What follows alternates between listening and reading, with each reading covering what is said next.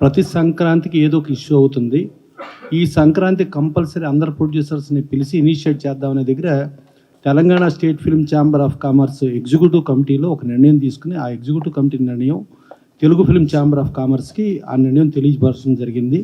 Telugu film chamber of కామర్స్లో కూడా executive committee feel అయ్యి Telugu film chamber of commerce president సెక్రటరీలు, అలాగే Telangana state film chamber of commerce president సెక్రటరీలు, అలాగే Telugu film producers council president సెక్రటరీలు కూర్చుని ప్రొడ్యూసర్స్ని పిలిచి, అంటే ఎక్కువ మంది మెంబర్స్ ఉంటే ప్రొడ్యూసర్స్ ఫ్రీగా చెప్పడానికి ఇబ్బంది అవుతుంది అని చెప్పి ప్రొడ్యూసర్స్ని పిలిపించడం జరిగింది. అప్పుడు అందరు ప్రొడ్యూసర్స్ వచ్చారు.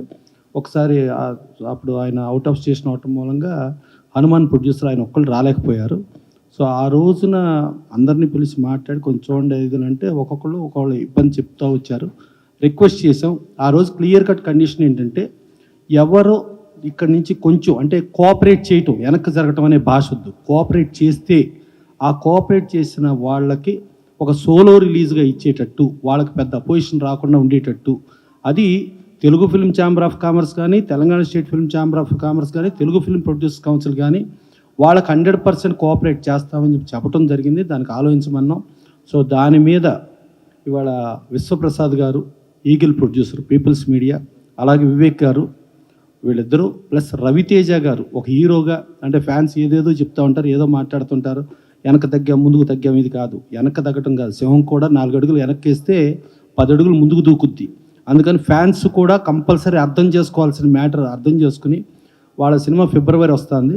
ఫిబ్రవరి వస్తే ఆ డేట్కి 100% 3 organisations plus entire all organisations వాళ్ళ కోఆపరేట్ చేయిస్తామని చెప్పాము. కోఆపరేట్ చేయడానికి అందరు ప్రొడ్యూసర్స్ కూడా ఒప్పుకున్నారు.